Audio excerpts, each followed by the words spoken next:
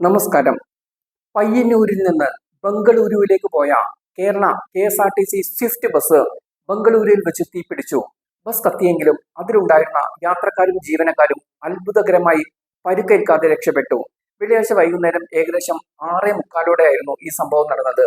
കൊങ്കേരി Jnanabharathi metro സ്റ്റേഷന് അരികിൽ വെച്ചാണ് അപകടമുണ്ടായത്. ബസിന്റെ എഞ്ചിൻ ഭാഗത്തുണ്ടായ ഷോർട്ട് സർക്യൂട്ടാണ് തീപിടുത്തത്തിന് കാരണമായതെന്നാണ് പ്രാഥമിക നിഗമനം.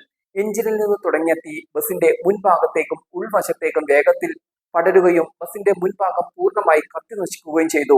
വണ്ടിയിൽ നിന്ന് പുക ഉയർന്ന ഉടൻ തന്നെ ഡ്രൈവറും കണ്ടക്ടറും കൃത്യസമയത്ത് ഇടപെട്ട് ബസ്സിലുണ്ടായിരുന്ന യാത്രക്കാരെ സുരക്ഷിതമായി പുറത്തിറക്കി. ബസ് ബംഗളൂരുവിലേക്ക് എത്താറായതിനാൽ അപകട സമയത്ത് 2 യാത്രക്കാർ മാത്രമാണ് ബസ്സിലുണ്ടായിരുന്നത്. തുടർന്ന് കെങ്കേരിയിൽ നിന്നുള്ള അഗ്നിരക്ഷാസേന സ്ഥലത്തെത്തിയാണ് തീ പൂർണ്ണമായും അണച്ചത്. അതിന്റെ വീഡിയോ ദൃശ്യങ്ങളാണ് പുറത്തെത്തിയത്.